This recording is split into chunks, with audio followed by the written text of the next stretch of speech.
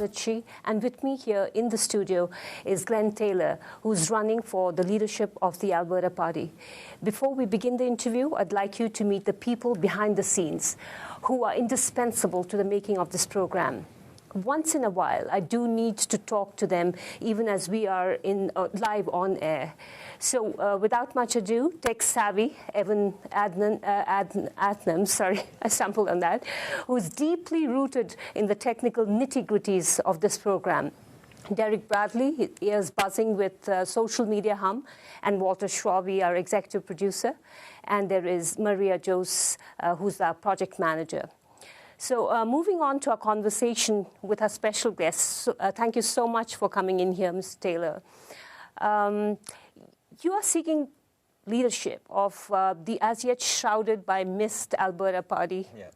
What is it all about? What is the party all about? Well, the party is all about affecting change and doing governance and doing politics differently here in Alberta. Right. There is a sense that Albertans are ready for change.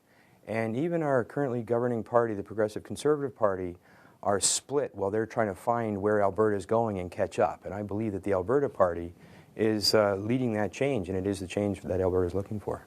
Now, when you talk of change, what exactly do you mean by the word change? Is it just a different party? Why do we need a different party, first and foremost? Well, I believe, first off, that the province of Alberta has changed. That the way Albertans think and act and what they aspire to be in Alberta has changed as well. We're becoming a much more connected province. We're becoming less rural and more urban. And our government is not quite there yet as to what Albertans aspire to be. So I would suggest that the Alberta Party is not so much a political party as it is a citizens' movement. There's a lot of folks that I've talked to across this province, a lot of folks that Alberta Party members have talked to across this province, who are looking for something different, something better, something more open and accountable and transparent, something that reflects their values more so than what they're seeing today. Now, you've spoken in one of the interviews that I read while I was researching this program. You've said that there are 80% of Albertans who are neither left nor right of the spectrum, of the political spectrum, I presume. Yes. What is that that you're referring to? Is it the centre? Yes, it is very much the center, which is also, I believe, reflective of Albertans' values again. Very few of us, in my experience, define themselves as either hard right or hard left. Most Albertans simply want good governance. They want wise use of their tax dollars that we contribute to that good governance. And they simply want to be able to know that government is there when they need it, but not in their way. Government should be about removing roadblocks. It should be about helping citizens live the best quality of life they can. And they are very few that are focused purely on ideology. And the Alberta Party, and certainly my leadership style, is about finding the best ideas and not being tied to ideology. And I believe that reflects that vast majority of Albertans that don't identify with either far left or far right. Isn't it, if I may use the word, presumptive? Because had they not been far left or far right, they wouldn't have voted for the Tories for 40-some plus years. Yes. So what is it that gives you that a different perspective of the changing pulse of Alberta? What is it? Well, certainly in my experience across the province of Alberta, from a rural perspective, I've traveled the province listening to Albertans and trying to understand what their challenges are in my role with Rural Alberta's Development Fund. I've spent many years working with the Alberta urban municipalities, so I've got a very strong understanding of what happens in the urban perspective. But there's a commonality there that government today in Alberta doesn't seem to be serving the interests of the citizens that elected them to represent them. So this isn't coming from me. This is coming from the Albertans that I've spent a decade listening to and representing. Your leader, Sue Huff, who's right now the leader of the party, I had the opportunity to meet her, interview her, and she said the same thing, that we're talking to Albertans. Who are these Albertans? They're the same teachers' unions. Mm-hmm. They're the same union leaders. I mean, is it somebody different you're talking to? Or is it the same people who have already shaped so much of the political and social development of Alberta? I mean, yes, and have shaped them by their actions and their work, I would suggest as well. Right? The folks that engage in small business, that really form the backbone of Albertan. The folks that have, they employ one or two people, maybe they work for a small business. They're not all employed by big government, so to speak. These folks have been coming out and talking to us as well. But our biggest learning, my biggest learning, is that most Albertans have simply chosen to disengage. I don't think they've lost faith in Alberta, but they've lost faith in the process that they're involved in. And so they've simply decided to not be engaged anymore. And that's where I think we need to focus on, is the reason that Albertans are disengaged and how we can bring them back into the process, how they can be responsible citizens again. But let me tell you a story, if I may. Back in March of 2009, there was a group of people that got together in Red Deer. These folks were concerned about government being kind of gummed up. The conference was called Reboot. And the idea here is that just like a computer, the system wasn't responding very well, and the best answer was to reboot it. At that conference, which I attended, there was people that were self-identified as progressive conservatives, as liberals, as New Democrats, wild rose, unidentified, folks from all walks of life, about 200 and some were there. And they all had a common concern, which is that they didn't think that the government that had been elected to represent their interests was representing their interests anymore. It had become almost a voice into the citizens about government policy rather than a citizen's voice into government. And that's where the Alberta Party got reborn, actually, was at that Reboot conference where people came together to talk about what they could do, what responsibilities they have, what responsibilities we have to re-engage and fix this democracy. Let's face this. Most of the people who are responsible for bringing any political party into power are these huge organizations like labor unions, like teachers' unions. Mm-hmm. Without pandering to the demands of these kind of organizations, how do you think Alberta, your party, Alberta Party, is going to make a dent in the jammed political quagmire? I mean, there are 3 parties already, or 4. Yes. And how would you make that dent? Well, again, I'd have to disagree first off that most parties come into existence by working with labor unions or with organizations at a greater level. I think most democratic parties actually come into existence by identifying with the citizens and the citizens yearning for a better democracy. We're seeing Mr. that Taylor, happen around the world today. I'd just like to give you an example. Sorry for interrupting you here. Let's look at the Tories, hardcore. They're riding on the back of those, let's put it more subtly, the Alberta Union, Teachers Union. They're pandering today with a 4% or whatever hike that was, a hike that they said they wouldn't go in for, and they did accept that hike in the teachers' salaries. Yes. Why? Well, not because they really wanted to. Even so, what my point is that even if the Tories, hardcore Tories, did it, why wouldn't anybody else do it? Well, first off, I believe that they were honoring a contractual commitment that they'd made. And I do believe that if you make a contract, a promise, then you need to do your best to fulfill it. So I don't believe that the budget is as dire as the progressive conservatives have led us to believe, for example. We don't have a debt or a deficit here. We went through some hard times in the 90s. And I don't understand why it's always a projection of doom and gloom. And then a year later, they find out, well, actually, we didn't quite get it right, and here's an extra $1 billion or $2 billion. Meanwhile, they're cutting the services that our citizens require. And I don't have a problem, actually, with a government that actually meets its commitments and meets its promises. But that being said, I do not believe that we're using our resources and our tax dollars wisely.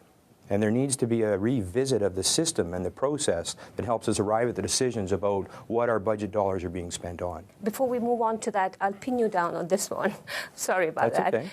We have the immigrants who form a lot of a very valid part of the economy. I mean, a large part of our economy. Yes. Their budget was slashed. The budget of the immigration department was slashed. It may be viable that, yeah, there are people who speak English, so we may not need so much of funding in that particular department, but there are other things that need to be done in the immigration department, for instance, jobs for immigrants. How come the government could renege on that, but not on that. You know what I mean? Yes. They could go ahead with the teachers' increase in hike, which they had already Yes. put a freeze on before they decided, just as soon as the leadership battle began, they just went back on it, on the freeze, and they said, no, we are going to fulfill that promise. So how come immigrants who don't have a voice, they don't have a voice, so how come their budget, the government had the courage to slash their budget and not the teachers' budget? Well, I believe it's for the very reason that the immigrants, like many, many Albertans, don't have a voice. They're not being heard. The MLAs are no longer representing citizens' voice into the legislature. The system has gotten kind of twisted, actually. The idea that an MLA's job is to represent government's position to the citizens that elected them is completely contrary to what a healthy democracy should be. MLA's job, and certainly at the Alberta Party, the discussions that we're having, the MLA's job, their main function and role will be to bring the citizens' voice into the legislature. Now, in my home community, we went through the recent oil boom, as we like to call it. We couldn't have survived with our small businesses without some resources from immigrants, as temporary foreign workers came in to work in our restaurants and our service industries and filled that gap. So I don't know how this province can grow without immigration. So let's put that right on the table right off the bat. Certainly the census figures are showing that we're not having enough babies to meet the challenges coming forward. We're not growing a population internally. We've also got the challenge of an underemployed workforce in our Aboriginal population. And where are the mechanisms to help the Aboriginals become more educated, better prepared to enter today's workforce? There's a myriad of concerns. And it seems to me that we're not focusing on the right questions. So how can you come up with the right answers? Right. So what, as a policy person, as if you are to become, you may win the leadership race. I fully intend to, yes. So from a policy perspective, how would you have done this differently? This particular issue that we're talking about, how would you have done it, given the constraints of revenue? Again, and this speaks actually right to the whole way that I believe we can do governance differently. And this is about engaging the people that are affected by it, not hand-picked, specialized people, but the citizens that are directly affected by it, and include those that have expertise as well. Have these discussions openly. Tour the province and talk to the people that are directly affected by it, including immigrants, whether they're a landed immigrant status or a citizenship or not. Talk to the people that are directly affected by it. Bring the people to the table that have a diverse opinion. It can't be all listening to your friends and then come up with a policy that makes sense, because quite frankly, that doesn't even happen in a coffee shop in Alberta where everybody agrees on what they're talking about. Have those conversations openly. Prepare the reports and release those openly, and let's find the solutions together, and don't be afraid of what you're going to hear. What I'm seeing today, and what many Albertans have told me, is that too often these discussions happen behind closed doors. We have to trust that caucus is having these discussions. We have to trust that cabinet is having these discussions. And then out it comes on the legislature. And on the floor of the legislature, it's not about good ideas anymore. It's about political ideology. It's about parties butting heads. That doesn't serve democracy well. We need to get to the people that I believe have the solutions. They're at the local level. They live and work in Alberta. They're not paying a whole lot of attention to politics, but they certainly have an opinion that needs to be heard. But given the bottlenecks of the revenue situation at the moment, and let's presume that you are the Alberta Party leader, who would you slash? Whose budget would you slash? Well, first off, I don't believe we need to slash. Again, that's talking, we've got a $60 billion surplus. It's about how we spend our resources. I can't believe that we're under attack right now because the savings fund that was put aside for this very purpose, a downturn in the economy, and people are upset that we're spending money. I personally believe that this is the time to spend money. You're seeing that in municipalities right across the province. There's a better opportunity to get lower cost labor. There's a better opportunity to get lower cost materials, and we're not competing with the superheated economy of the private sector for the same services. This is the time to be reinvesting in Alberta. So I don't buy into this. There has to be something slashed. That's this whole idea of doom and gloom. This is the right time to be spending in Alberta, and we should be investing in services, because right now we are pretty certain there's going to be another economic boom coming. We're seeing some of the announcements that are happening. Our economy is recovering. Are we going to be ready for when this takes off again? I don't think so. This should be when we're increasing our investment in education and doing healthcare better by being more responsible with the resources that we have and talking to the people that know how this system should work. That's why I asked you the question. Increasing teacher salary, and on the other hand, you have students who are not getting what they want. That's right. And this has been openly admitted by the teachers themselves, right? Yes. Just yesterday I read somewhere in the newspaper, oh, they're so grumpy about it. Yes, but forsake that. Forsake your pay increases, and let's get down to the students. This is all about the future generations. As a person who is in charge, let's forget that you are still running for the leadership. Let's think for a moment, presume for a moment you are the leader. What would you do? Well, let's start from the premise that education is the answer. I believe that education is the silver bullet that's going to address the challenges that we're faced with in Alberta today, in Canada today, in North America and the world today. I don't believe it needs to be one or the other.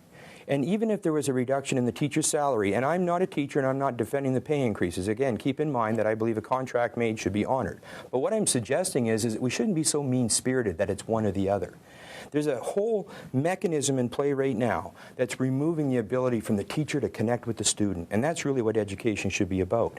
Working towards this government-mandated achievement standard is leaving an incredible amount of children behind from my experience. I have a nephew who dropped out of high school in grade 10 because he wasn't interested in the sciences. He works with his hands. He didn't get the trades training that he was interested in. He needed to be able to foster his creative spirit in school. People that like spoken word and dance, people that are artistic, people that like to write novels and dream big are being left behind in our school system. And I don't believe it's just because we're paying the teachers too much. I think it's because we've forgotten the focus in the education system should be on the student and the student-teacher relationship, and all the rest of the stuff that's all around it should be just to support that dynamic and that relationship. So you, if I understand you correctly, please do check me if I'm misunderstanding you. What I presume is that you would be dipping more into the sustainability fund and the reserves of the province to meet the demands and not have those cuts actually in place for the students that have occurred because of the pay hike. Our province is absolutely, and I don't know that it has to be dipping into the sustainability fund either, because I don't have access to the books. The way they do budgeting in this province is so private. Secret, if you will, to a large degree, how they come up with these ideas. How do you give a school board authority but not the authority to make the decisions when it comes to spending? That makes no sense to me. We used to have the ability where school boards would have the authority to represent the interests at a local level. So I'm not convinced that any more spending has to happen. The question is, are we spending right? Are we spending on the things that need to be financed? And this all becomes about pointing fingers, and it shouldn't be. Let's remove all this, examine how much money is in the education system, figure out what's in the best interest of the children that are there to be educated, primarily, I would hope, to be educated to become better citizens. And then let's try and fix it from within by talking to the people that are directly affected by it. And it shouldn't be about either or. It should be about how. You're talking about an idealistic situation Yes. where there's funds coming in. There's no dearth of funds. Oil prices will be $80, $100 a barrel at all given points in time. That's idealistic. What's wrong with idealism? Nothing wrong. We should dream big. We should dream fantastic dreams. And then we need to have the focus to deliver on these dreams. And we should be able to do this within the current budget, I believe. We've got 3.8 million Albertans and a $40 billion annual budget, and we don't know what the outcomes are that we're expecting. That's the kind of conversations that I would like to lead as the leader of the Alberta Party. We need to revisit and review the entire system. It's become moribund, and it's become jammed up, and people are taking positions of ideology when we need to be finding the right answers by asking better questions and not be afraid to engage like that. So let's move on, and let's not get tied up in this, and let's move on to the other issues.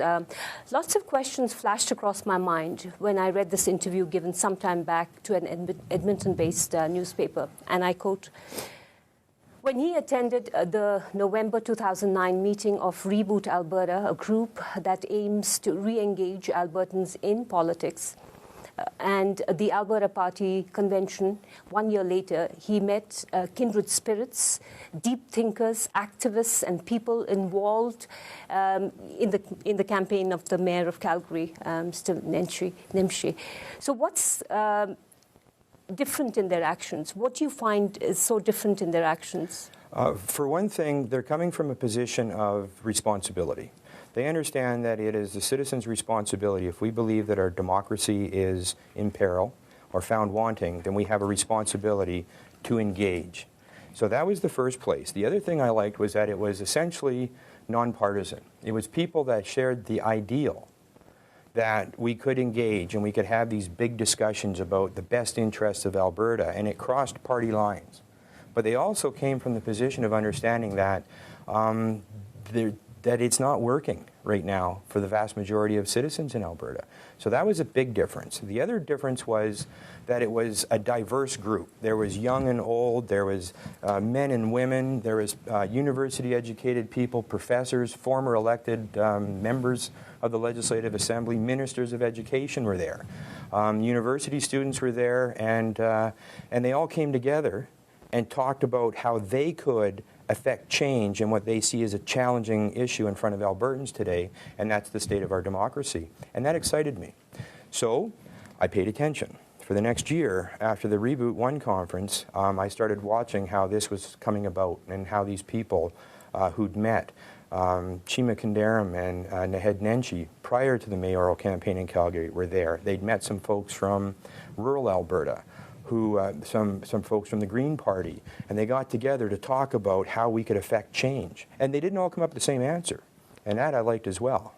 Some people talked about, for example, we're going to continue to work from within the parties that we already identify with to affect change from within. I think we've seen an example of that in 2 cases where it was less than effective. When Dr. Raj Sherman stood up to talk about the challenges that he believed to be present in the healthcare system, and the response of the government was to ask him to leave their government.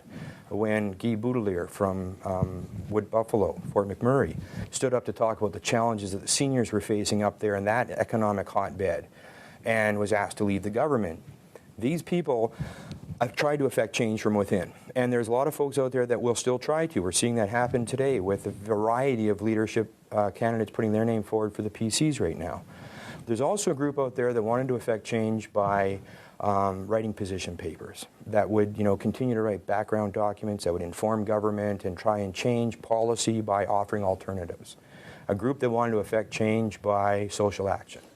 They don't mind getting a picket sign and marching outside and having their voices be heard.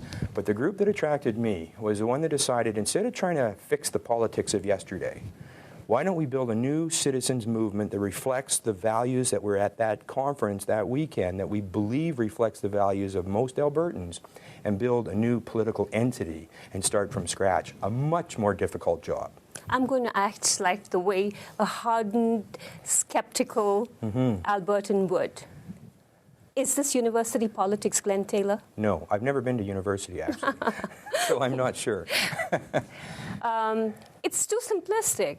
It's too simplistic. The people who would be, I agree there's disenchantment, but when it comes to the real politics, it's a different ballgame altogether. Yes. So are you trying to say that it's going to completely change, considering that the people who will be involved will be perhaps the same people? How would you deal with the same hardened kind of organizations, bureaucracies? As I said, the unions, not just the unions, they have a point of view as well. They are somewhere balancing the absolute power of the government. That's but right. How would you deal with these kind of situations? Well, first off, this isn't reinventing something. This is taking a model that's been extremely successful right here in Alberta. At a municipal level, right across this province, that's exactly what's happening. Government is nonpartisan. People get elected based on their platforms, their positions, their ideas. They come together to discuss what's in the best interests of the citizens that they were elected to represent. They do this in an open fashion, in front of the media. At council chambers, it's mandated by law under the Legislative Government Act that these discussions take place in the public eye. And then they reach consensus and they move forward to a decision. And ideally, those decisions are in the best interest of the majority of the citizens of that community and in their best interest. So this is about taking politics and governance that I believe has already been incredibly effective and is the most trusted order of government in our province today, and replicating that at a provincial level. So it's not about starting from new, it's about applying lessons that have been seen to be effective and applying them at a larger level and a larger scale. I do remember having this conversation with you about your experience, your decade-long experience at the municipal level, Yes. and perhaps that's what you could bring into provincial politics. Yes. Tell us more about what you learned from your municipal. You are the mayor of Hilton. So Yes. what did you learn? What did that teach you? Well, an incredible amount, actually. First off, it taught me that not all citizens agree together on every item. So what you need to provide is a safe environment for them to have these debates, have these discussions, an environment where the opposing positions and opinions can be brought forward for considerations. My experience as the mayor will be the same experience that I would bring to the table as the leader of the Alberta Party. And this is the idea that your role is to set a safe environment so that these discussions, including the opinion that is not that of the majority, can be heard and discussed and validated. And then in the end, help them come to a decision and move on. So first off, there's that piece. The second piece is, of course, how we do governance at a municipal level. This whole idea of doing it openly, inviting citizens in to watch how we work. In my community, we put it up on the internet every council meeting, and we'll make a decision on a Tuesday night. Wednesday morning, my neighbor will be handing me a cup of coffee across the fence and saying, "Glenn, what the heck were you guys thinking last night?" We're that close to the level of the people that are impacted by our decisions. So how we do budgeting, for example. The budget process. Why is it that the budget process is done in secret behind closed doors and then it's presented as a fait accompli and then they defend the positions, rather than engage the citizens early on in the process by being much more open about the decisions that we're making? These conversations about how can we afford the type of schooling that I believe all Albertans deserve access and opportunity for. Let's have those discussions openly. Then we get to understand why we can or why we can't, and then it goes forward for consideration and further discussion. That's how we're doing it currently in Alberta at a municipal level.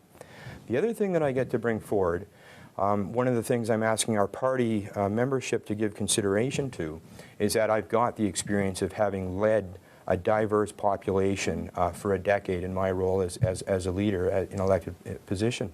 And I think this young party needs that kind of stability and experience as well.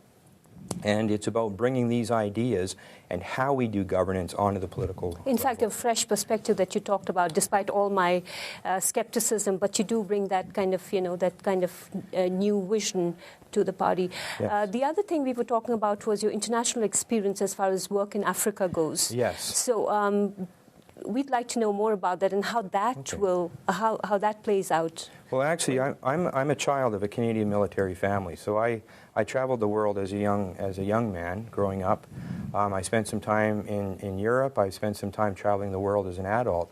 And my home community had an international partnership with a couple of developing nations in Africa. Most recently, we were in Tanzania. And part of our responsibility there, part of my role there, was to actually help the Tanzanians, develop a more representative democracy. And we were also working with them on economic development and economic diversification. We were able to partner with them for a number of reasons. Like-sized communities, the new economic diversification that we believe they were looking for was not unlike what we're trying to do here in Alberta. We've got this wonderful resource, the eastern slopes of the Rocky Mountains, that can be marketed. Our community's been busy doing those kinds of things. They've got the Indian Ocean and a heck of an opportunity down there. And they have a responsibility in a democratic society to have a more representative government. So that's the things we were doing with them. And I can tell you that it affected me deeply when I first went to Africa. People with so little, so very little, were willing to share it. That they understood that the focus of their responsibility was to look after their family, look after each other, and do it through community and do it through their villages and do it through working together in the best interests of. And then we come back here. And when I talk about democracy is broken, it's certainly not anything compared to what I've seen around the world. But that's also why it's our responsibility to make sure that we kept raising the bar and setting it higher. Because when I reflect on my service and my community's partnerships with these developing nations, that's part of our responsibility as a world citizen. And so I will bring that perspective as well to my leadership about we've actually got it pretty good. But that doesn't mean we get to rest on our laurels. We've got much further to go. In fact, one of the advantages you have, as you said, is the fact that you're from a military background. Yes. Is there some kind of, are you bitter about the way that some sections of society are being treated, especially keeping in light some of the things that have happened with the army and the needs of the army, for instance, how the bureaucracy deals with them? How would you take on these kind of issues? How would you deal with this? Well, at a provincial level, of course, we don't have a lot of influence about the Canadian military. But I do believe that Canadians have an incredible amount of pride in what we stand for on the international stage. And it's about the pride, I think, of what we've accomplished in this harsh environment of the northern climate that we live in, and it's how we've accomplished it. We understand our responsibility to one another.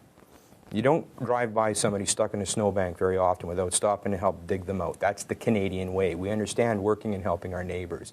And I believe Alberta is the most uniquely positioned province in the country to start leading the way of how we can be better for the world by being better for Canada. Not just the best in the world, but the best for the world. And we can do that by setting the bar higher. Why can't we be the best in education, the best for the world in the environment and in the economy, and in energy and research and health? These are things that we can aspire to, because who better than us? We know energy.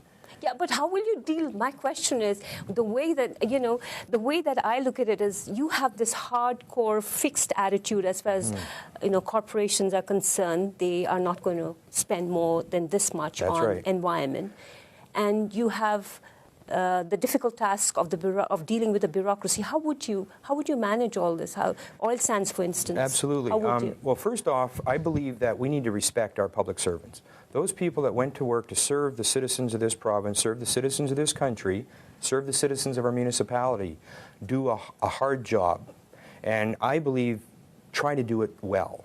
So we need to respect the role of the public service. I believe that we need to help reinstill pride in government and in Alberta by leading the way as well. For example, we're the owners of the resources. The oil sands and the natural economy, the forests, the trees, the energy, those belong to Albertans. And we should be making sure that we get fair value for leasing out the resources that Albertans own. That question needs to be asked. I believe, actually, that Premier Stelmach got it pretty much right when he asked for the royalty review. We're not hearing a whole lot of pushback on the royalty review regarding the oil sands.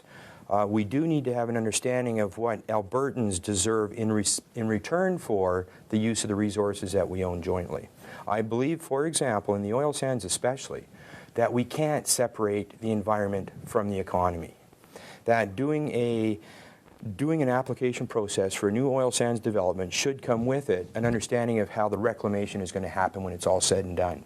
And the money should be set aside today based on the real cost of doing reclamation, so that when it's time to do it in the future, if those same companies are pleading bankruptcy, as we see sometimes when it comes to reclamation of oil and gas wells, that it doesn't fall to the citizens of Alberta to now step up and pay for that.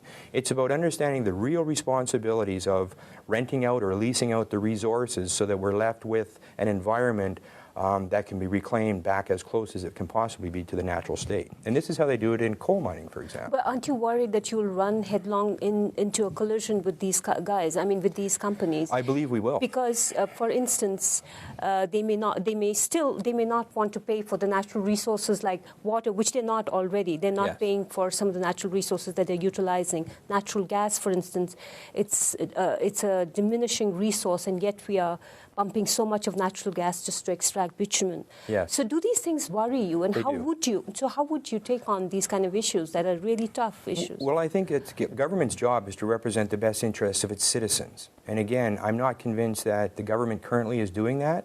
I'm certainly not seeing that right now from what I'm learning about the Wild Rose Alliance, for example. It's about who are we governing on behalf of? And it should be government's role to look after the future of our province. We owe a debt to the future of Alberta, to the citizens of the future of Alberta. I know that sounds idealistic. It's not meant to be.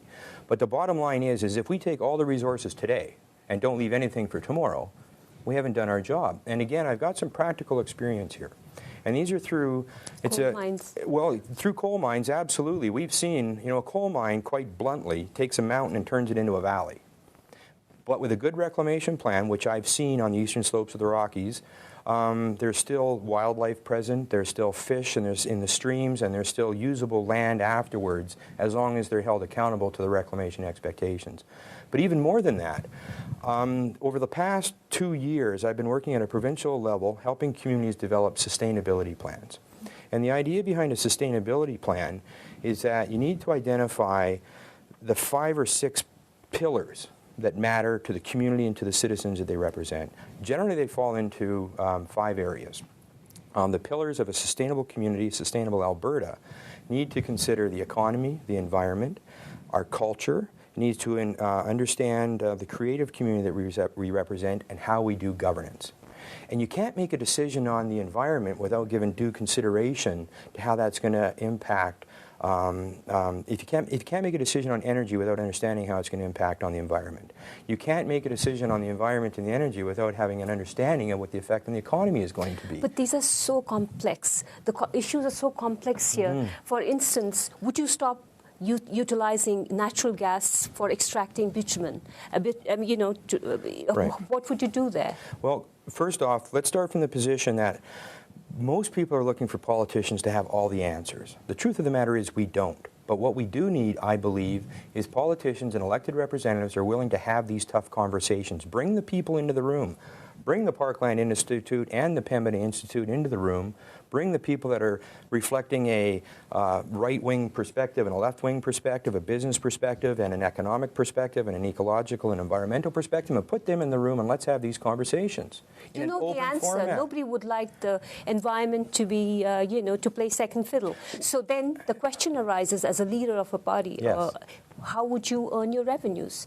So what would you do? We make these decisions every day. I've been making these decisions every day in a policy-setting perspective as the mayor of my community. And it's about finding the answer that's in the best interest of the majority of the citizens that we serve. So it's not an either-or, it's about how. And I believe that there is work out there that shows that we can do energy extraction, energy development, and we can also understand the impacts on the environment and how we need to mitigate those impacts. It's not one or the other. It's how we do it in a more responsible manner. And that's what I'm talking about, using these, for lack of a better term, these sustainability principles. So that when we're making these decisions, we're having full understanding of the impact, both good and bad, on the other areas that could be affected by this. So that matters, and that's the kind of open discussion I think we need to have. Like I said earlier, it can't be about the ideology. It's got to be about the idea, and it shouldn't be about winners and losers, right. Because neither one is that finite. Okay, so as a leader of as yet to be formed party, what do you think people need to know that is vital to understanding this party, besides the fact that you want to keep to the center of ideology? Yes. I mean, to center of to find the good ideas, yeah. And support those. Yeah. I think, first off, this isn't an easy road we travel. Right. Democracy never is. It would be very easy to just set a policy position and then go out and try and sell it. I think that would be irresponsible and not in the best interest of, again, the citizens that we're hoping to represent through the Alberta Party. I believe that it can't be about refining the failed politics of yesterday. It's got to be about how we can do it differently. And we're seeing this right across the world today, where people are taking direct democracy into their own hands because they believe that it's somehow failed them, and they're willing to stand up and re-engage as citizens with their responsibility again. That's what I see in the Alberta Party. I really do see people, young and old, experienced and inexperienced, from business perspectives and from environmental activism perspectives, that are willing to get together to talk about what we need to do as Albertans to move this province into the 21st century economy. We have a question here from Rick Newcomb in the chat room. Did the people of Hinton give you a clear mandate to spend time on pursuing leadership of a provincial party? Well, a lot of people are confused about this. Most municipalities outside the major cities, the mayor's job is actually a part-time job. Most of us actually have full-time positions, or we have part-time jobs that supplement the income. In my case, what we've done is, first off, yes, I had these discussions with the community, and quite frankly, the timing couldn't be worse for what I'm doing with the Alberta Party and what's happening in the province of Alberta when it comes to this change that's in the air. Unfortunately, without fixed election dates, we don't get to choose the timing of what's going on and how that's coming down. But what I did was, As I became more interested in the Alberta Party, and in November, when the Alberta Party had its first policy convention, after traveling across the province and listening to citizens and putting together these policy ideas, I went to the policy conference and I watched how the rubber hit the road, so to speak. I watched how people engaged, weren't even party members necessarily, engaged in the discussion to help formulate the policy that's there today. And it validated everything I've been paying attention to for the past year. So when I decided that, one, I like the Alberta Party and what it stands for, and two, I have something to offer through my experience as an elected leader, I went and talked to the media in my community. We've got 2 weekly papers and a third one out of Jasper that come out every other day. And I went and talked to them about this Alberta Party and what my aspirations were to potentially seek the leadership of it. Front page articles in both the Hinton weeklies as well as editorials. I put it up on my Facebook page, and then I went out and talked to the community. I went to our Chamber of Commerce, had a luncheon with them, and spent an hour with them talking about making myself available to have these conversations. I went to volunteer organizations and service groups and had these conversations. And overwhelmingly, the response I was getting back was, Glenn, this is what you should be doing. That I should be doing. This is what you've done in Hinton, and we believe that you have the abilities to do this on a provincial level. One of the local newspapers did an online poll, and we got 79% support for, if I was to become leader of the Alberta Party, 79% support for what I'm trying to do.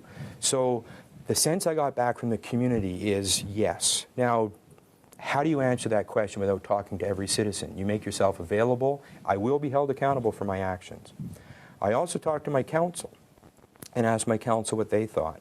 And overwhelmingly, my council said, this is the time. You need to step forward and put your abilities and make them available for this emerging Alberta Party, because now is the time. And you do have the skill sets to offer, and you've got a dearth of experience to offer as well.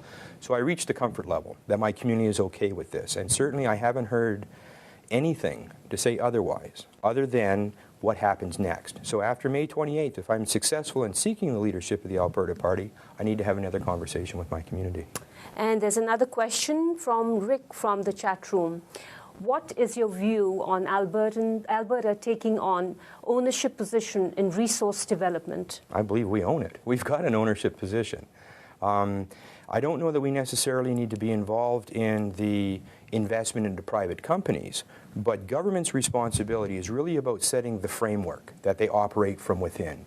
We need to clearly articulate and understand what the regulatory framework is, what the expectations are, what our return on the investment is from Albertans leasing out of or purchasing of the natural resources that we all own. And I also believe that government's responsibility, and certainly if I was a leader of the Alberta Party, this is a direction that I would try to bring our party in, is that we have a role as government to be the regulators.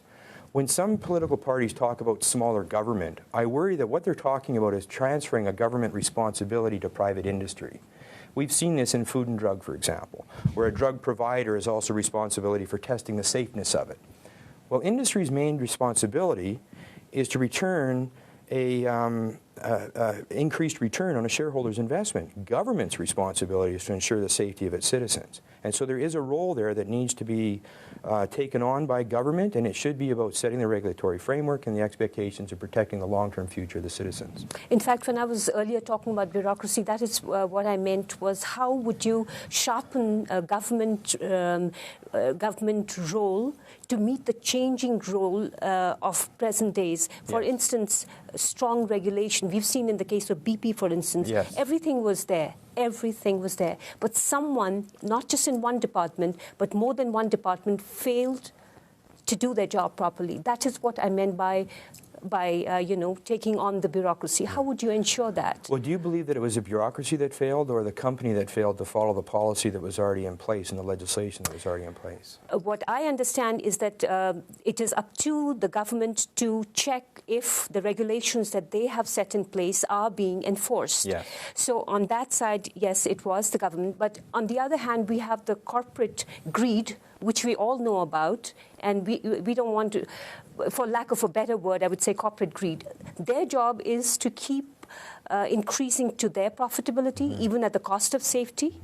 So to that extent, no. And then BP has had a bad background as far as safety goes. They do. So it was all the more incumbent on the bureaucracy to see that that the rules were being followed, but they failed to. How would you? Well, first off, I wouldn't call it corporate greed. Their return on profit's not a bad thing. You know, that's actually what drives the economy of Alberta. Right. But again, it's about whose role belongs where. And I've had a very personal experience of when government regulation fell short. And this is, for example, back in the early 90s, there were men dying of asbestos poisoning in the pulp mill in Hinton. And the government's responsibility, it's quite clear that asbestos is a carcinogenic. It's quite clear that there is a responsibility to ensure that workers aren't exposed to asbestos, or if they're going to be exposed to asbestos, that they're done so in a safe environment so they can protect their health. This simply wasn't happening. We're starting to see some of this today now. The provincial government, I believe, announced today that they're going to have more health and safety officers doing inspections. Absolutely right, because that's the role of government. We should be having more inspectors on the ground doing the job. Putting regulation in place is one thing, but enforcing regulation is really where it starts to matter. And that's what I mean about the responsibility and acceptability of having public servants doing their job.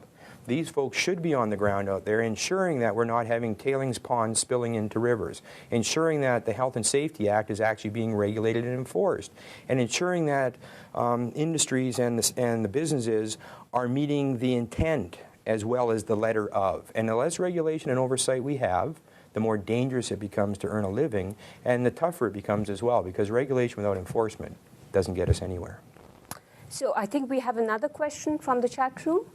And that's from Miradat from the chat room asking, given that there is a kind of a consensus that there needs to be a change in AHS, how do you convince someone in middle management to reduce the number of people to him or her, and then say that the position they have is pointless, unnecessary? Yeah, I think I understand the point of this question. It's a bit of a complexly written. Can you truly work effectively to make your own position redundant? Can you work yourself out of a job, I think is what this person is asking, and can we expect that to happen? Yes, actually, I think that's exactly what should be happening. We should be going to the people that are most responsible for delivery of the service and asking them, how do we do this better? We see this in private industry all the time. We do efficiency studies.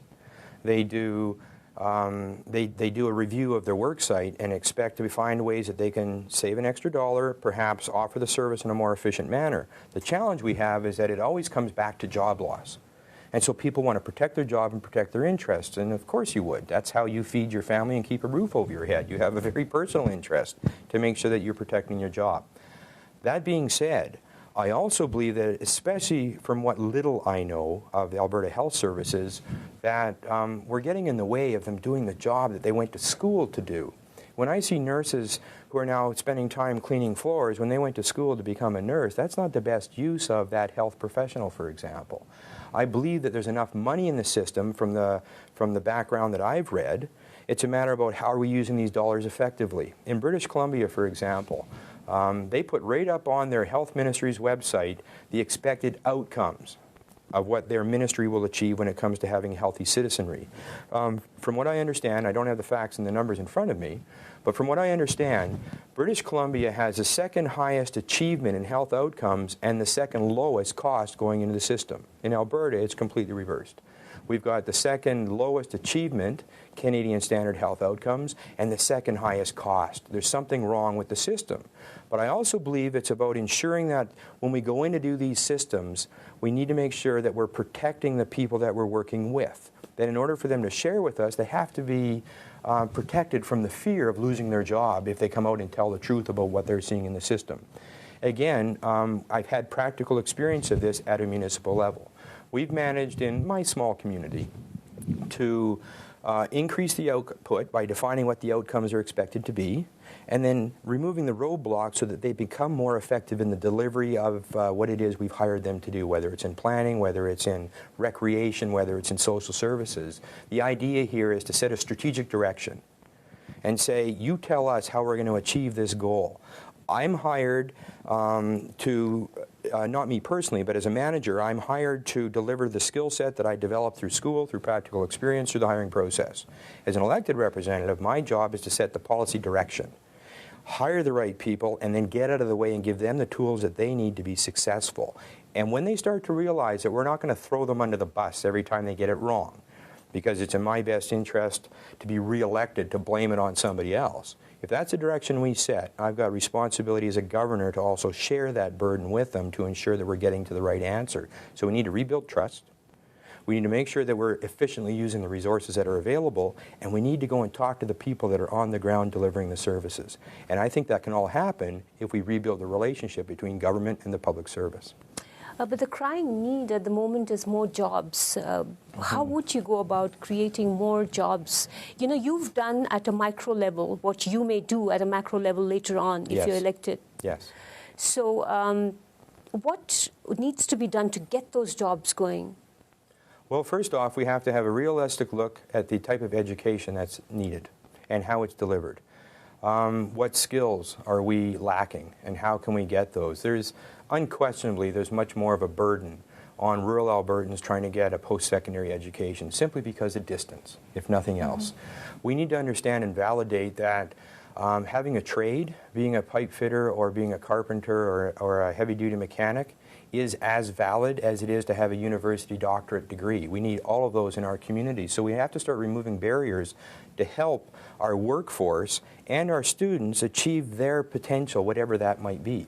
And this is, again, going back to what we were having such a heated argument about. I thought it was just a discussion. Yeah, I mean, some may view it otherwise. But, you know, how would you, given the resources that you have, we need more schools in rural areas. Would you agree or no, disagree? I would agree. Agreed. How would you, given the resources? Again, I mean, you know, when I talk about, when we were having that discussion, it was all about how would you convince teachers. It's not about being mean-spirited. It's about convincing people that there are other priorities, perhaps. Yes. How would you do it? Well, I'll give you an example. And again, this goes back to some practical experience. When I was chairperson of Rural Alberta's Development Fund, actually even before when I was chairperson of Rural Alberta's Development Fund, there was a number of schools across the province that were threatening to be shut down. One of them is the Warner School in Warner, Alberta. The folks from Warner came up with this idea that they could save their school if they brought in a ladies' hockey training camp. And it became the idea was that they could bring in students from outside who would pay for their education because they were going to that school to focus on developing their skills as a hockey player. So through some funds, we helped, part of Rural Alberta's Development Fund was responsible for also funding capacity building ideas like this that weren't in the traditional sense of how you do things. And we supported the development of the Warner Hockey School for Girls. And a most amazing thing happened. Not only did they attract better teachers to the school, they built better facilities in the school. The community started to grow as well, because now they were starting to get shops that were servicing these children that came in from other areas. And what they managed to do was not only save their school by thinking a little bit outside the box and ensuring that their students get the best education that's available to them, they're also building capacity in their community and in the long term saving a rural community that's under trouble. So they took this idea and they transferred it. So now we have a school that's the West Wind Academy of Rodeo, I believe it is, and there's a baseball school out there. And it's about utilizing the facilities and understanding that it doesn't always have to be the traditional model. Exactly. And how we can find better answers. And I think, again, the world has changed. And I'm not sure that our education system has changed to keep up with that. So it's about those kinds of conversations and solutions. And it's about doing things differently, but not losing focus of why we're doing it, the best interest of the students.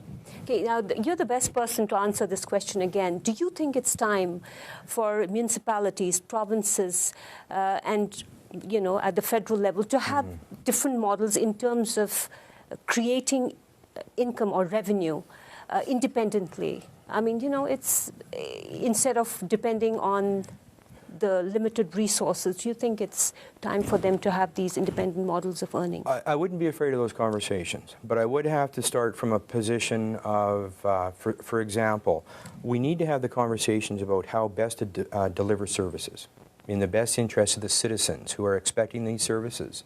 for a reasonable return on their tax dollar. Without taxing them further. That's right. I don't know that we necessarily need to tax further. It's about, are we currently utilizing that $40 billion properly and efficiently today? And I think that there are different models. For example, in healthcare, I like the idea of primary care networks. I like the idea of nurses with higher skill sets being able to do things like triage, to decide if you need to see a doctor or not. We have to be willing to have those conversations so that we can find the right answer for a better utilization of the skills and the resources. Too often, I think people come out of college to be a teacher, to be a nurse, and they find out when they get into the system that it holds them back from doing what they trained to do and what they yearn to do. So we need to get back there. I believe a lot of the work that our Education Minister David Hancock did deserves to see the light of day. There was some fantastic stuff in this report, and they developed it by talking to the teachers and talking to the school boards about how we could do this better. Now, from what I understand, didn't get a lot of support in caucus. Really? No, and that's part of the challenge. These reports are developed, and then they don't seem to go anywhere. There doesn't seem the political will to implement, which is also part of the responsibility of an elected office. Have these conversations, develop these reports, get this perspective, and then act. But act in the best interest of the citizens of Alberta. Okay, moving on. As a leader, how would you recruit credible candidates? This is another question from Eddie from the chat room.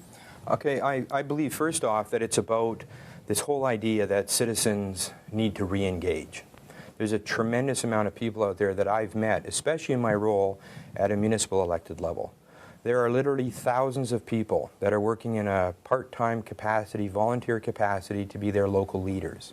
For too long in the province of Alberta, it seemed like to me municipal government was a holding place for the next PCMLA, because the only way you're going to get things done is if you lined up and waited your turn and ran as a PCMLA. And there's a tremendous amount of fear out there. I'm facing this myself about if you align with other than the PC party, there will be repercussions. And most of the people across this province in healthcare and education and municipal government know exactly what I'm talking about.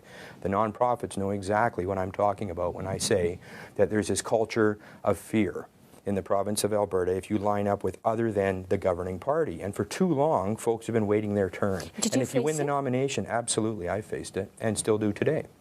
If you win the nomination, for example, then it was a given that you won the election. That's not a very healthy democracy in my mind. Democracy is best served by contested elections, by viable alternatives. I'm actually thankful that the Wild Rose Alliance is out there doing what they're doing because, well, I don't support their policy, and I certainly don't necessarily align with the direction that they're going to take our province if they're elected. They've opened up the room for us to have these conversations again, and that's a good thing.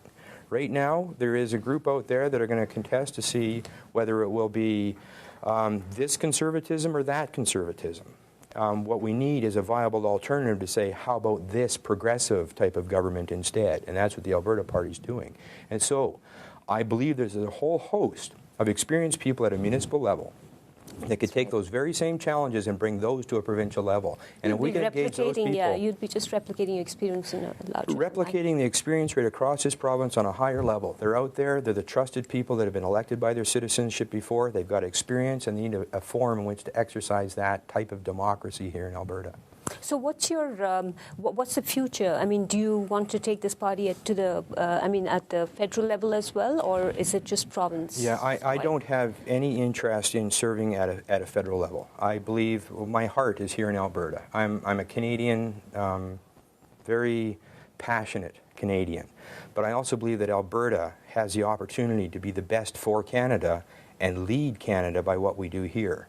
I also believe it's different. It's completely different types of government and responsibilities. Right now, what I'm seeing is the opportunity in Alberta to utilize the resources to be the best that we can be. And by that I mean, for example, who better to be looking at alternative energy solutions than the people that do energy so well from a traditional sense? Who best to understand the environment than a province that has, we have the mountain and we have the grasslands and we have all the diversity in between. We've got, desert type atmospheres and we can use that diversity and learn from it, and we can do research better, and we can develop an eco-economy based on what's responsible to the long-term interests of the citizen. Aren't you developing something like that? I went to your website. It's a beautifully done up website, and a beautiful website it is. And I read something about eco-business. Yes. You'd mentioned something about it. Tell us something about it. What is Here's a great example of the experience that I'd like to bring to a provincial level. My community, my home community of Hinton, and our region is a natural resource-based economy. We have pulp industry, we have forestry industry and sawmills, we have coal mining and energy.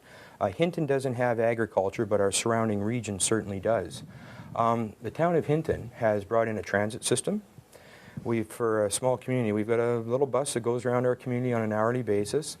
We built the first eco-industrial park in Canada from greenfield, not from trying to reclaim brownfield, from greenfield. Our municipal building is LEED certified, which is Leaders in Environmental Energy and Design. We just opened an affordable housing project, around 50 units, but this affordable housing project, we did something I think is rather unique. What we did was we did a 3P, private-public partnership, and we insisted that we build this affordable housing project in an environmentally friendly, ecologically responsible manner. So it's actually heated by geothermal heat. Recycled materials in the carpet and paint is recycled, low E glass, things like that. The private partner came to the table with their money. Municipality matched it. We leveraged this in partnership with the province. And then we did something unique. Not only is it unique because it's environmentally responsible building, but the partner lives in the building and manages it on behalf of the citizens. And 20 years from now, there will be an opportunity where that person can either buy us out at market value or we can buy them out. So there's an incentive to look after the building as well. And we've now brought some attainable housing options in. So here's a community. 10 years ago, our reputation was this pulp mill town you drove through on the way to Jasper. I would suggest that anybody visits today can see that there's a rebirth of pride, and we did it by talking to the citizens and figuring out that we earn our living from the resources. We have a responsibility to be the steward of those resources as well. I'll come back to that because I need to ask you another question, but there's another question from the chat room. It's from Rick. What's your position or opinion on corporate welfare, like drilling incentives? Well, I believe that government has a responsibility, especially here in Alberta, to ensure that there's an equal and even playing field so that industry can be successful. We earn our living, like I was just saying, off the natural resources that we are blessed with here in the province of Alberta. Government's responsibility is to ensure that it's a level playing field, that it's attractive to invest in Alberta, and in the end, the expectation is to find that balance between a reasonable return on the investment by the private sector and the resource wealth being distributed properly in the interest of the citizens that own the resource. So there's a balance there. I'm not quite sure what they mean by corporate welfare, but I do believe we don't get anywhere if we don't support private industry in our province. But again, when we're supporting private industry, the question becomes, what is our role as government to set that groundwork and to set the regulatory framework and to ensure that they're working within the regulatory framework and that it's on an equal playing field for all, and that we do the research that we need to do, we provide the services that we need to do to help them become successful. Right. In fact, I was wanting to get back to that to the infrastructure question. Mm-hmm. A lot is being spent by the government on infrastructure. Do you think it's time? For instance, most of it is around the oil belt. I mean, the oil sands. Yeah. Do you think that it's time that we start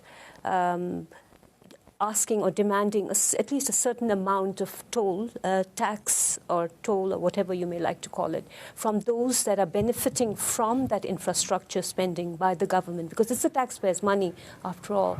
For instance, water that is being used by the oil sands is not being paid for. It's free of cost to the best of my knowledge. Mm-hmm. Do you think it's time that these kind of natural environmental resources that are going into the building of industry in Alberta should be billed to those that use them? Well, I don't know either whether or not water is being bought and paid for like a commodity by the industry. And I do worry that we treat water like a commodity for a lot of different reasons. First and foremost, water is the very essence of a sustainable society. So once you start to and make it a commodity that can be bought and sold and traded, then I think we're all going down a slippery slope. Only for the industrial purposes. I agree, and it could start there. And I don't know how it's done today. But again, I do know that at a municipal level, there is an expectation that water is metered and that there is a fee associated with it. So most water, primarily because we do drinking water, which requires treatment. And there's a cost related to the treatment of the water as well as the distribution of the water. So it's already an accepted principle that our citizens are paying for the use of the treated water. I do believe we need to start ensuring that we look after this finite resource, and that concerns me greatly. I live at the headwaters of the Athabasca River, and we've seen what's happened in southern Alberta as the water table has dropped and it's becoming more of a commodity and much more valuable. It's becoming an area of concern to me on a personal level, and I do believe that the Water for Life strategy that the provincial government started on a number of years ago, breathed some life into it a couple of years back, and now it's gone quiet again. Those are the kind of things that government should take responsibility for. Commission the report, do the study, don't keep it stuck in a minister's office somewhere, share the results so that we can have these experts come to the table, have these discussions, understand what the right solution is. We can't just continue to give away our resources and expect to get a job in return. Yeah, but what about the infrastructure building that's happening? After all, we are spending a lot of money on that. Do you think it's time that the government start earning from this investment that it's making on infrastructure?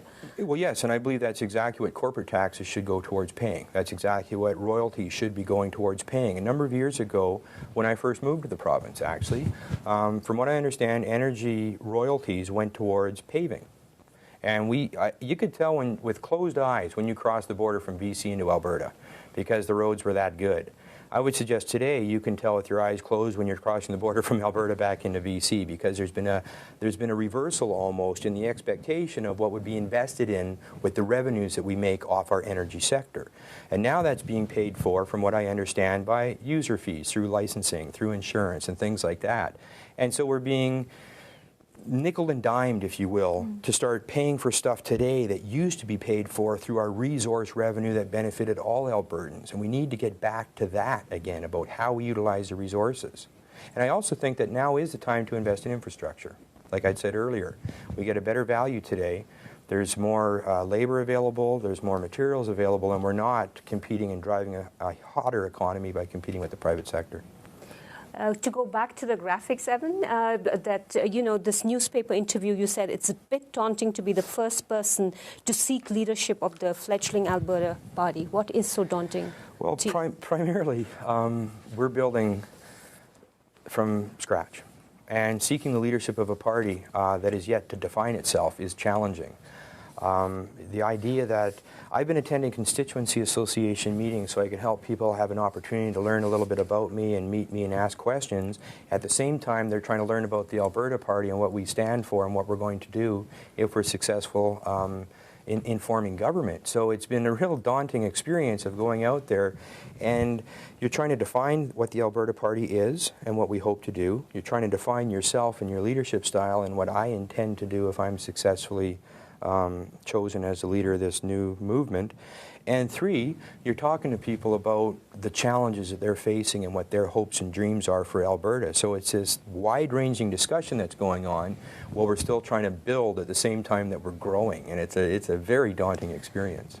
You do keep talking about the past in that interview, and you say that you're looking to go back to all the, Alberta was once booming province. But what's your vision of the future? What do you dream about as far as the future goes? Well, I dream about, and I literally do dream about this, because I think our leaders should dream. Actually, we should set the strategic direction about what we believe we can be and what we can achieve. A big part of that is, even if we don't get there, it's the striving to get there that moves the bar along. And that's really what we're achieving along the way. Is we might not ever reach that goal, but as long as we're working towards it, then we're making progress. And that's part of leadership as well. So that being said, I see the big idea for Alberta is to use our natural heritage, these natural resources, to figure out how we can do the 21st century economy. Like I said earlier, how we can use our energy resources to develop alternate energy solutions. how we can better utilize the wood fiber that's on our land. We've seen what's happened in British Columbia with the mountain pine beetle, for example. It's hitting Alberta too. It is in Alberta. It has hit Alberta, and there's been studies commissioned and reports presented. And the lessons that we've learned from British Columbia, being a forest-based community, is that you have to have an understanding of the strategic direction you're going to go in. If the beetle explodes in its population like it did there, then the question becomes, what do you do next?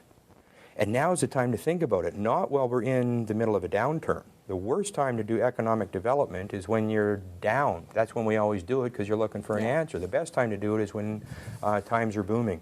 And that's also the least popular time to do it because everybody's working and everybody's happy. So my Alberta, in my vision, is about attracting the best and the brightest, utilizing the resources we have so that every child can get a publicly delivered education to the level that they wish to achieve. And it's not a financial detriment to the family.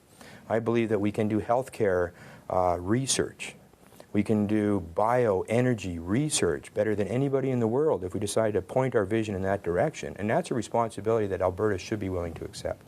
But there's too much competition for human resources out there, you know.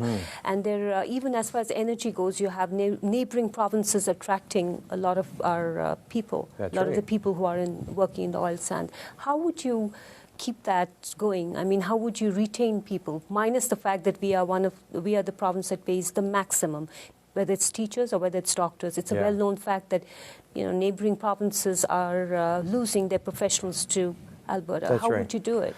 Well, I think, again, it gets back to, quite frankly, what attracts people to a place to live isn't just about their tax regime.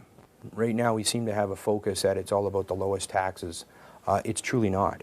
People want to exercise their abilities and exercise their skills and achieve what they have a desire and a want to achieve through their training and through their education and through what it is they see the world taking shape. So it's about how do we encourage the creativity and how do we nourish the creativity of the citizens that choose to come to this province. And again, I've had some practical experience of this. It's people today, in my opinion, they're not necessarily looking to be with the same employer for the rest of their life, get their golden watch at age 65. They'll have many careers through their life. What they're looking for is how does that job align with their number one priority, which is their family? And how can they get to there to have their children put on the school bus in time so that they can be home when they get home? And how can they achieve the outcome expected at work, not just the throughput? And we can have those discussions in attracting people to come to Alberta because it's the quality of life, it's the creativity to exercise your abilities, and it's the freedom from want. That it's a safe society where you can get education and healthcare and look after our seniors and ensure that your ability to be the best that you can be will be fostered here, not held back. And that's more than just talking about tax regimes. There's another question, and it's from Eddie. Which political leader do you model yourself after? Well, I like to believe that I'm my own man. Again, my practical experience came from my very varied life. Growing up, as we'd said earlier, moving around, coming from a military family, working on the shop floor, living on my own when I was, actually I left home in grade 11 and 12 and put myself through high school. Not because I had a problem with my father, or my mother, or any of my family for that matter, but Dad had this, if you're going to live under my roof, you're going to live by my rules, and I agreed with them. So I found a different roof, and we still have a very loving relationship with my family. So I don't necessarily model myself after any political leader. I model myself about the people that I've worked with over my lifetime, the books that I've read, the people that I identify with, and I'm reluctant to say this is my style of leadership. I've got a record of leadership that I think should speak for itself to a large degree. Are you worried that you may be, all this talk about change, it's in the air. Mm-hmm. Are you worried that if you whip that up and you actually do succeed in forming, getting into the helm of affairs, then you may be, there may be a bit of disappointment if you don't measure up to whatever has been talked about? Yeah. It's a heck of a bar we set for ourselves. And I think we've seen this recently down south. When President Obama came out talking about his hope about what his society could be. And then reality sets in, that it's a very tough road we set for ourselves to change government. But that being said, it can't be done alone. If people think that, geez, you know, if we elect Glenn Taylor as leader of the Alberta Party, he's going to go out and solve all the problems and that's awesome. That's not how it can work. It has to be about citizens realizing that they have a responsibility. It has to be about what can I do to achieve a difference? What can I do to affect change? It's about us looking in the mirror when we're looking for solutions, not looking out the window and putting it on someone else. So that's what's so difficult. How would you convince anybody who's asking you for salary hikes? I mean, this is something that I keep coming back to. Please pardon me for that. It's just that, for lack of a better example, how would you convince them to forsake that in the better interests of society? It's not a moralistic tone. It's not too much to ask, is it? Well, I don't believe it is, if the facts prove it out that that's what's holding us back. And again, you and I, it seems, have different perspectives on that, because I don't believe that's what's really happening. When we're talking about a deficit in the province of Alberta, I believe what we're really talking about here is projections in a budget that weren't quite achieved, and we're showing the deficit there. That's a political statement. The Auditor General statement that says we have $60 billion or $40 billion in savings, we have no debt, we have discussions in our province today about why aren't we including the value of the assets that we spent the money on during that $4 billion deficit? Those are real. In my home, when I build a garage, yes, it cost me X thousands of dollars, but I've got a garage. So that's an asset. But the assets have to be. But the assets have to be producing some kind of a return on, you know, what you've invested. Yes. For instance, you can park your car in that garage. That's right. But for the ordinary citizen, would that mean jobs? Because we're talking about construction and construction boom, but these are all booms. We're all the time riding on these booms. That's right. Construction boom, oil boom. Yeah, it can't be based on the cyclical boom of an economy. There's got to be a strategy that we can move forward and plan on what we're going to do with the resources when they come in and get a little more stable in our economy. I must ask you this. I've been thinking about it. How much of the NDP does the former NDP candidate, Glenn Taylor, bring with him to the Alberta Party? How much of my experience in 1997? You were... Yeah, in 1997, this is right after I came out of that event that I was telling you about with the men that were dying of asbestos in the mill. And I ran as a provincial candidate for the New Democrats. I definitely wasn't ready then. But I also believe that you learn by losing.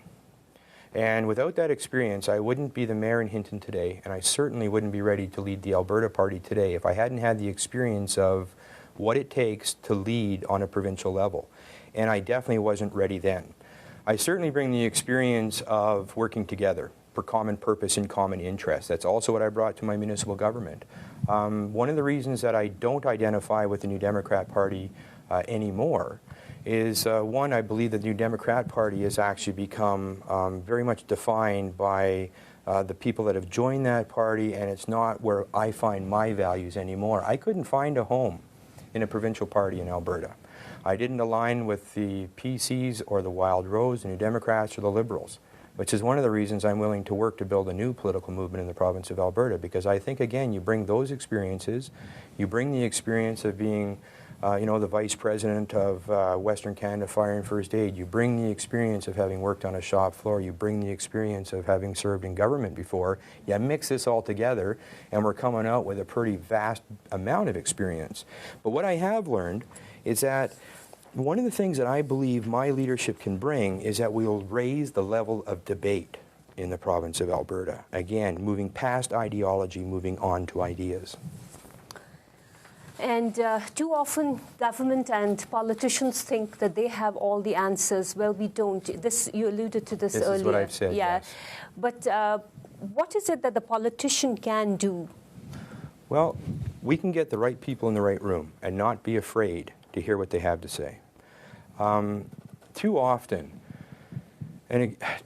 people are looking for an elected representative to solve all their problems. It's not the way it works, actually, especially in our representative democracy.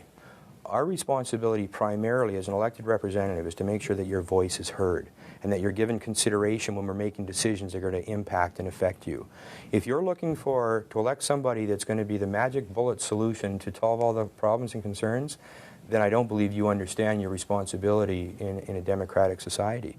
So, what politicians and elected representatives should do is make sure that you've got that safe environment so that we can hear from the citizens. And this is one of the things that I really like about the Alberta Party policy position on MLAs. An MLA in the Alberta Party is going to be allowed to vote against the party without fear of being tossed out of the party for speaking up. Now, that means that you have to also, though, have a clear connection between your citizens, the discussions that you've had with the citizens that elected you to represent their interest in the legislature, and if you can show that, then speak against your government, speak against your party, and vote, except in two key areas. If we make a campaign promise, you'd better support that if we're elected. That's an expectation that we went out and told the citizens of this province we'd do. And also in the area of confidence, which could bring down the government if we put together a budget. Now, a couple of key things that really attract me about the Alberta Party. First off, how do you arrive at the budget? You start with a more open and accountable process earlier in the system so that if you've got some challenges, people know what they are and you're speaking to those. And the other thing is what you do with a constituency association. And for those that don't know, a constituency association is how you have to work within the political system here in Alberta. In order to get elected, you must be nominated at a local level. You have to register as a party with Elections Alberta, and you have to go through the mechanics of all this. But what traditionally happens is a constituency association comes together every 4 years, or every 3-4 years. They get together to find a candidate, raise a bunch of money, try and get this person elected, and then they go back to sleep again. What we're trying to do is that the constituency association needs to be the voice and the ears of the MLA to the citizens in the riding so that that MLA can take that perspective into government. So it's going to be a lot more work to be an Alberta Party constituency member because we're going to be asking you questions and you'll have a responsibility to ensure that the MLA understands your perspective to bring to the legislature. So that's doing governance differently, and it's respecting the voice of the citizens. Thank you so much for being here with us, and we wish you all the best and hope to see you again. That's all from Alberta Live. Thank you so much for being with us. Thank you, Sunita. It was a real pleasure, and I appreciate the time we've spent together. Thank you so much for taking the time to be with us. My pleasure.